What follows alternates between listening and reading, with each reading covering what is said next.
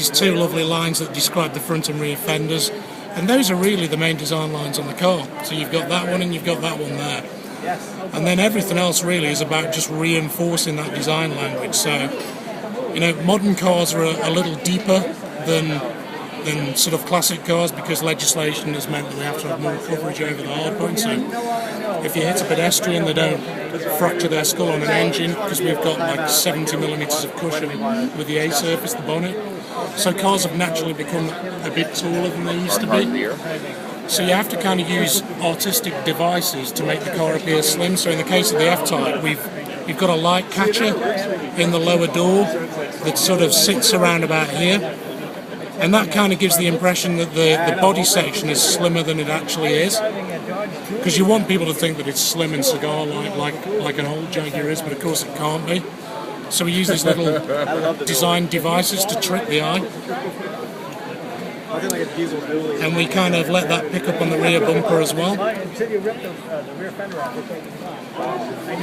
And then the back of F-Type is kind of the one part of the car that really does make reference to the E-Type. So we've got these kind of wraparound tail lamps that are really slim and lead your eye around the car. And that's something that we do all the time with Jaguars. We try and have design lines that lead you from the front to the side to the rear.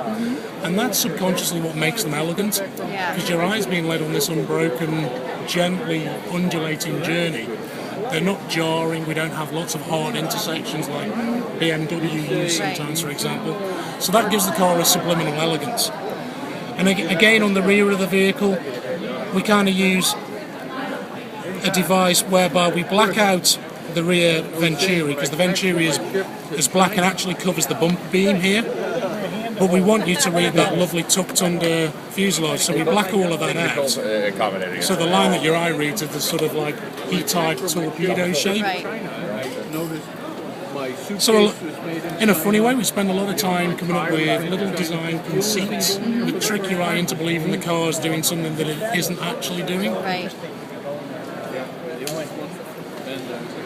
And then, again, for the same reasons, to emphasise the fact that this car is front engine rear wheel drive and has that big dash to axle dimension I mentioned, we've put this fairly dominant chrome ingot just in here, so it's drawing your eye graphically to that area there and saying, you know, look at how much room there is between the front wheel and the cabin.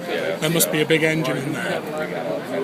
And the jewellery that we put on Jaguars is pretty minimal. So wherever we have jewellery on the car, we try and make it like a lovely cufflink on a tailored shirt or a complimentary necklace to a lovely evening gown. It's got to have some value to the car. It's not just a bit of chrome that we've stuck on around the window or whatever. So wherever we apply jewellery, it's got to have some value to it.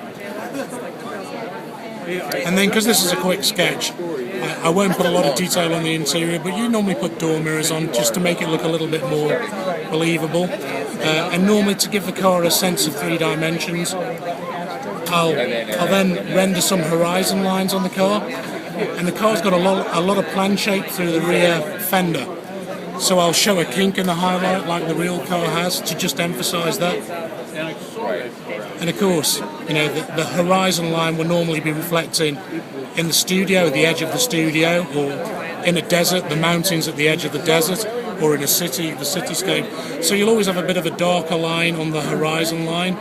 So when we draw the car, you always kind of make that a little bit heavier to emphasise that feature.